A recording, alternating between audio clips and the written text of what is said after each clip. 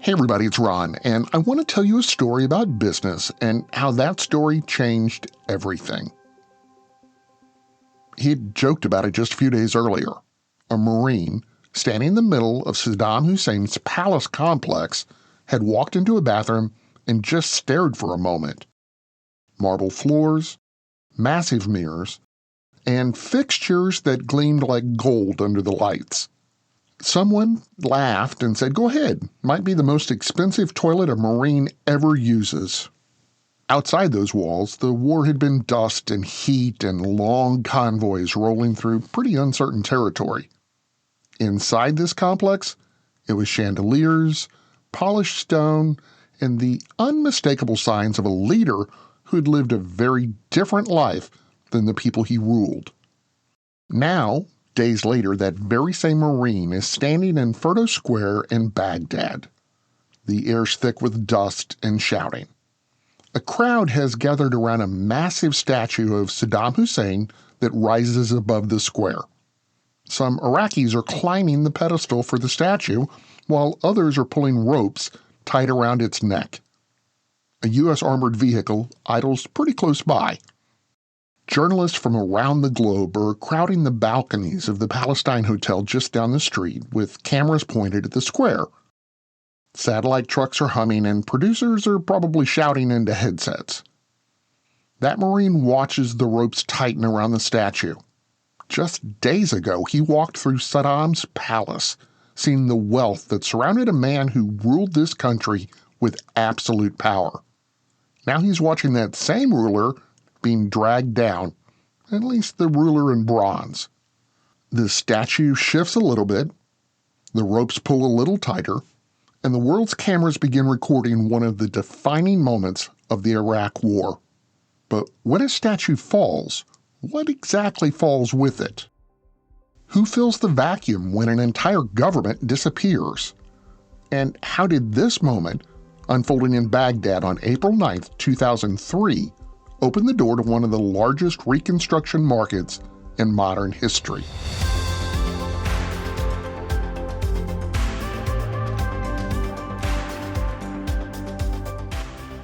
From Business Basics, I'm Ron Trucks, and this is Business History, the daily podcast where we explain the stories that changed business forever. Every date on the calendar has a story where business reshaped the world. Today, April 9th, that story takes us to 2003, when Baghdad fell and the Reconstruction economy began. To understand why that statue mattered, you have to rewind just a few weeks. In March of 2003, coalition forces led by the United States invaded Iraq with the stated goal of removing Saddam Hussein's regime and eliminating suspected weapons of mass destruction. The military campaign moved quickly. Columns of armored vehicles pushed north from Kuwait, crossing desert highways that had seen armies before. But this time, something else was riding alongside the tanks. Contracts. Even before Baghdad fell, planning had begun for what would come next. The U.S. government expected the Iraqi government to collapse, and when it did, the country's infrastructure would need to be rebuilt. Power plants, water systems, telecommunications, roads, oil facilities, government ministries, even basic services like trash collection. Entire sectors of an economy were about to be reset, and companies were already preparing.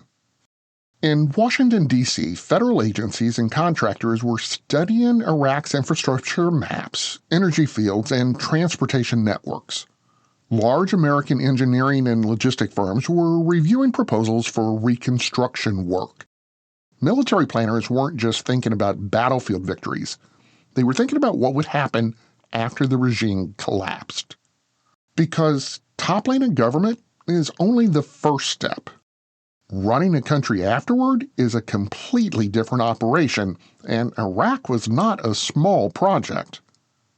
The country had more than 25 million people. It had major oil reserves. It had an aging infrastructure damaged by years of sanctions and previous wars, and it had a government that had tightly controlled nearly every major industry. If Saddam fell, the system that held everything together would disappear overnight, which meant someone would have to step in and start rebuilding. As U.S. forces pushed closer to Baghdad in early April, the military campaign accelerated. Iraqi resistance began to crumble. Government ministries kind of emptied out, and military units completely disappeared. Leadership figures went underground. Inside Baghdad, the regime was collapsing. And on April 9th, when that statue in Firdos Square began to move, the world saw the moment that collapse became visible. But the fall of Baghdad wasn't just a political turning point. It was the beginning of one of the largest reconstruction efforts the modern defense contracting world had ever seen.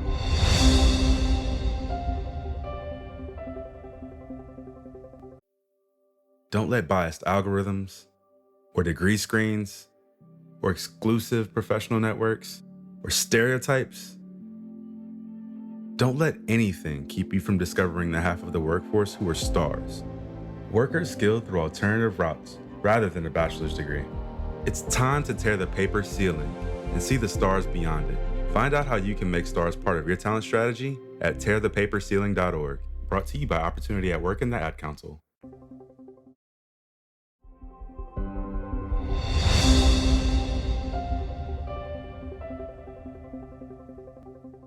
In the weeks that followed the fall of Baghdad, the war entered a completely new phase. Combat operations began to give way to occupation and reconstruction. The United States established the Coalition Provisional Authority, or CPA, which effectively became the temporary governing body for Iraq. Its headquarters were set up inside the heavily fortified area of Baghdad that soon became known as the Green Zone, including offices inside Saddam Hussein's former Republican palace. That palace the Marine had walked through just days earlier was now being used to administer an entire country. And alongside the political transition came a flood of contracts. Major American firms began receiving massive reconstruction agreements to repair and operate that critical infrastructure. Energy companies were tasked with restoring Iraq's oil production. Engineering firms were hired to rebuild electrical grids, repair pipelines, and reconstruct damaged government buildings. Companies like Halliburton's subsidiary KBR, Bechtel, and other large defense contractors quickly became central players in the rebuilding effort. The numbers were enormous. Billions of dollars flowed into reconstruction programs covering everything from oil field repair to water treatment facilities to school construction. The work extended across transportation, telecommunications, energy, and security. In theory, the goal was to rebuild the Iraqi economy and stabilize the country after the regime's collapse. In practice, the reconstruction process quickly became controversial. Questions emerged about how contracts were awarded, how funds were being spent, and whether private companies were receiving preferential treatment. U.S. congressional hearings, media investigations, and government audits would later examine everything from no-bid contracts to cost overruns. But in that moment, as the statue of Saddam Hussein lay broken in Firdos Square, one thing was already clear. The war had created something far larger than a battlefield victory. It had created an entirely new marketplace.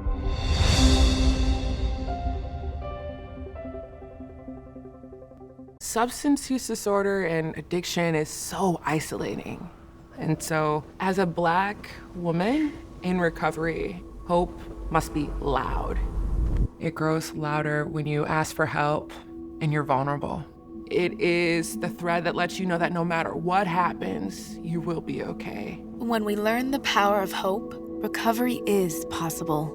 Find out how at startwithhope.com. Brought to you by the National Council for Mental Wellbeing, Shatterproof, and the Ad Council. Hear that? That's the sound of your life. Perfectly imperfect. Beating in rhythm to the world you've created.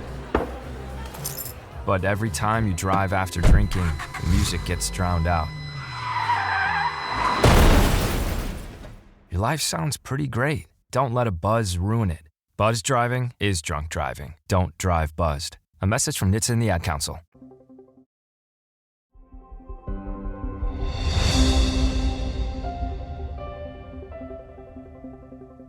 The Marine standing in Furta Square watching the statue come down probably didn't know any of that. He just knew what he was watching. The ropes pulled tighter, the statue shifted, and when it finally toppled, the crowd surged forward. Some people climbed on the fallen bronze figure. Others struck it with their shoes, which is a powerful insult in Iraqi culture. Within hours, that image was everywhere. Television networks replayed it around the world. Newspapers ran it across their front pages the next morning, and for millions of viewers, the moment looked like a very clear ending. The regime had fallen. The war must be nearly over. But for the people now responsible for running Iraq, the real challenge was only beginning. Because when Saddam Hussein's government collapsed, it didn't just remove a dictator. It erased the administrative machinery that ran the country. Ministries stopped functioning, banks struggled to operate, government payroll systems vanished almost overnight, and millions of Iraqis still needed to be paid. Civil servants, police officers, engineers, teachers, well, even reconstruction workers. So the coalition authorities faced an unexpected logistical problem. Until a new Iraqi currency system could be stabilized, they needed a way to move money quickly across an entire country whose financial institutions had just collapsed. The solution was simple and kind of astonishing. Planes began arriving in Iraq carrying pallets of shrink-wrapped U.S. $100 bills. Between 2003 and 2004, roughly $12 billion in physical cash was flown into the country. The money was stacked on pallets, wrapped in plastic, and shipped on military cargo aircraft to fund payrolls and reconstruction projects and just day-to-day operations. It may have been the largest movement of physical currency in modern history. Did everything go smoothly? Maybe not. Years later, government auditors investigating the reconstruction effort concluded that billions of those dollars couldn't be fully accounted for. The money had moved through a chaotic mix of agencies, contractors, and emergency spending programs during the early months of the occupation. Some projects succeeded, some failed, and some funds simply disappeared into the fog of a massive reconstruction effort unfolding in real time. Which means that when the statue of Saddam Hussein crashed to the ground in Baghdad on April 9, 2003, the world wasn't just watching a symbol of a regime fall. It was watching the opening moment of a reconstruction economy so large and complicated that even the money itself sometimes seemed to vanish.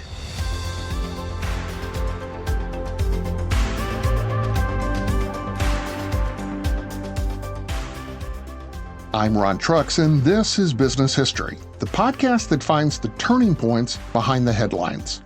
To hear more stories like this, follow us on Apple Podcasts, Spotify, YouTube, or wherever you listen. And if you're enjoying the stories, don't forget to subscribe and leave a quick review. It helps more people find the story behind the business. And you want to actually understand business without the fluff or the buzzwords or the MBA language? Start by visiting us at businessdailypodcast.com.